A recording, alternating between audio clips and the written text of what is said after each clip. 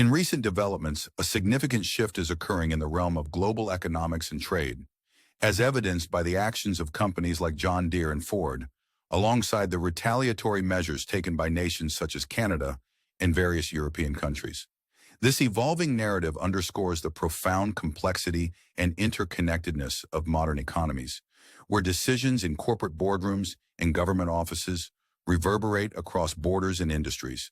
John Deere, a quintessential emblem of American agriculture, recently made the strategic decision to relocate some of its production to Mexico. This move, motivated by the need to remain competitive in a global market where labor costs in the U.S. are substantially higher, has sparked intense debate. Former President Donald Trump, known for his staunch America First policy, reacted by threatening a 200% tariff on John Deere products manufactured in Mexico. The threat was clear. Such a move was seen as detrimental to American farmers and manufacturers. Yet John Deere defended its decision as a necessary evolution to maintain its competitive edge globally, particularly as markets in Brazil, India, and China expand their demand for agricultural machinery. This clash between Trump and John Deere is emblematic of a larger struggle within the U.S. economy where traditional protectionist policies confront the realities of globalization and technological advancement. The agriculture industry is rapidly evolving with automation technologies like GPS-controlled tractors and AI-powered harvesting machines. While Trump's approach aims to protect domestic jobs, it risks isolating American companies from the global market dynamics that are increasingly driven by innovation and cross-border operations.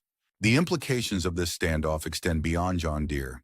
If John Deere successfully navigates this challenge without succumbing to protectionist pressures, it could set a precedent for other American companies seeking to expand globally. Conversely, if Trump's tariffs prevail, it might solidify a more insular economic stance that could hinder U.S. competitiveness on the world stage. Meanwhile, the ramifications of Trump's tariffs have not been confined to the U.S. economy alone.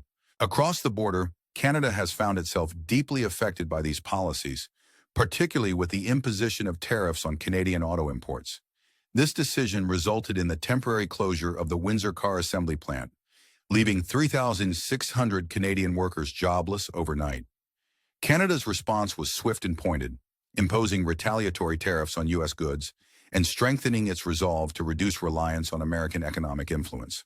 Canada's Prime Minister Mark Carney articulated a clear stance. Canada would not remain passive in the face of economic aggression. Instead, Canada has sought to diversify its trade relations and bolster its economy independently. This has led to a surge of domestic support, with Canadians increasingly boycotting U.S. products and travel, signaling a robust nationalistic response to perceived economic threats. The situation in Europe mirrors this tension, with the EU uniting against U.S. tariffs, particularly those targeting German automotive exports. Germany, a powerhouse of industrial production, finds its economic interests directly challenged by these tariffs, prompting strong reactions from across the continent. European nations have rallied to defend their economic interests, considering a range of retaliatory measures that could impact U.S. tech giants and other sectors. The global economic landscape is further complicated by the actions of major corporations like Ford, which has strategically chosen to relocate production overseas to avoid the financial burden of tariffs on raw materials like steel and aluminum. Ford's decision to shift production out of the U.S. is not merely a business maneuver, but a response to the broader economic policies that have made domestic manufacturing increasingly untenable. This move by Ford reflects a critical juncture for American manufacturers, who must adapt to survive in a rapidly changing global market. The broader implications of these trade wars and corporate strategies are profound. As tariffs raise the cost of goods, from cars to everyday necessities, the burden falls disproportionately on consumers, particularly low-income families who are already grappling with rising living expenses. The ripple effects of these economic policies extend beyond national borders, affecting global supply chains and international relations.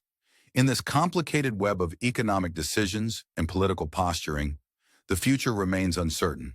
Will the U.S. economy, underpinned by protectionist measures, manage to safeguard domestic jobs and industries, or will it need to embrace a more global perspective to remain competitive?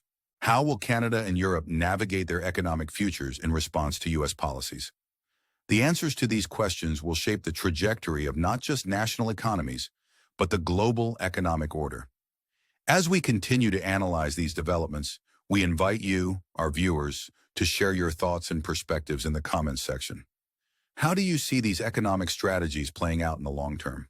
Do you believe that protectionist policies or global expansion is the key to economic prosperity? We are eager to hear your views. If you've enjoyed this deep dive into the complex world of international trade and its impacts, please consider subscribing to our channel for more insightful analyses. Don't forget to like this video and share your opinions below. Your engagement helps us bring more content like this to you. Thank you for watching, and we look forward to your thoughts.